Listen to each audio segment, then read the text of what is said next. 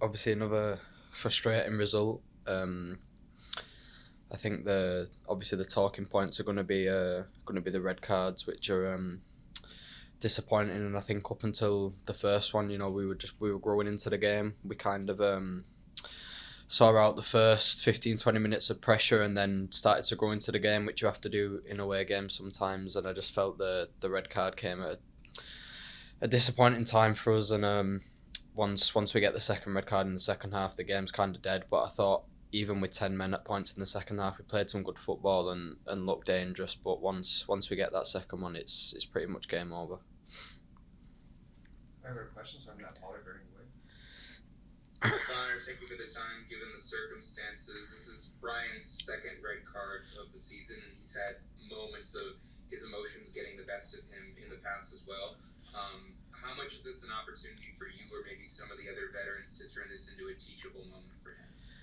Yeah, I think with Brian, as you can see on the pitch, he's an emotional player, which has its positives as well. And I think where the red cards, you're just seeing the negatives of it. But I think when, for Brian to be the player that he is and to have that aggression off the ball and on the ball, he kind of has to let them emotions out and, yeah, not let him get the better of him like he did tonight. But I think with players like that, you're always going to have that kind of edge and kind of that fiery side that he has to keep under control. What about in Nurse Never Sports Magazine? Hey Connor, thanks for the time. A couple minutes ago, Robin was expressing his frustration with the reffing as of late. So I'm just curious on your perspective as a player about how some of these calls are affecting you and the team these last couple weeks.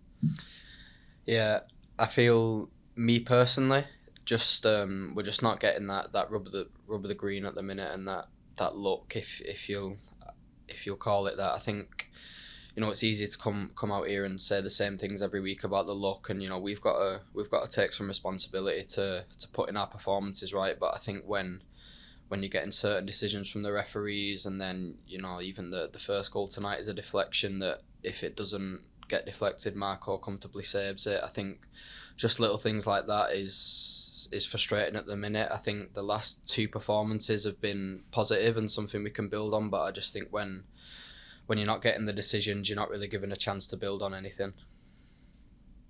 Better run the phone number close.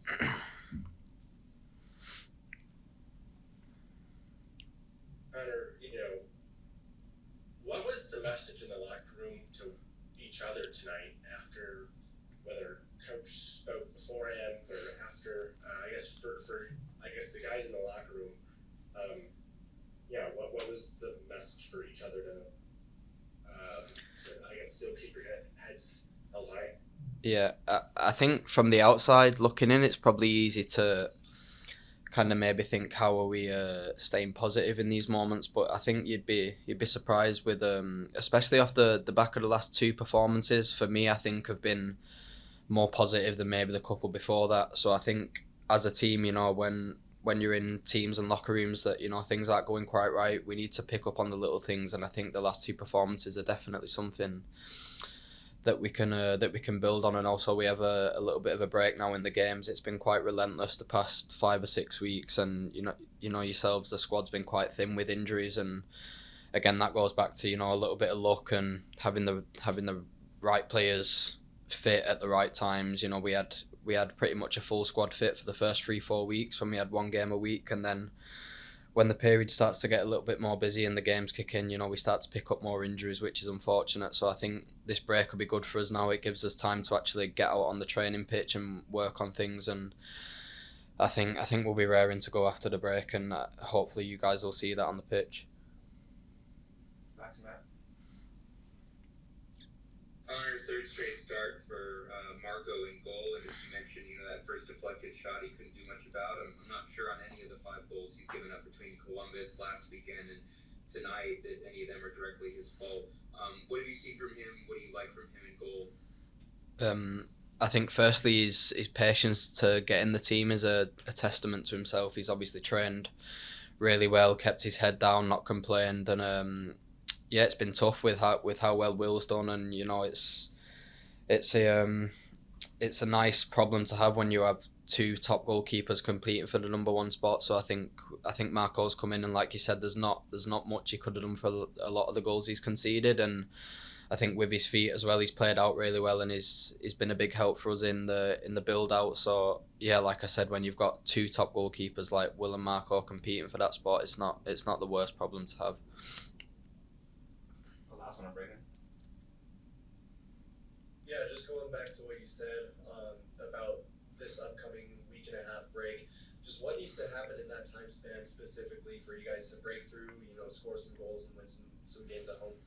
Yeah, I think first and foremost rest. It's been a busy period and a tough period for a lot of the squad that's been fit. I've had to play a lot of minutes, and then we've had cup games, etc. So I get that's part of football and that's our job. But when it's 2 games a week for 6 weeks and your squad's not fully fit, it can be tough. So I think we're all looking forward to maybe 2 or 3 days off and a little bit of rest, and then I think when you have that little bit of time away from the training pitch, we all kind of look forward to getting back on there, and especially the way things are going at the minute. We've got to spend time out there to work on things which we've not really had with the being so many games. We've not really had time between games because we're just recovering to get on the pitch and work on what's going wrong. So I think just to have that 4 or 5 day build up to a game where we can really put things right and have a game plan going into games, that'll help us.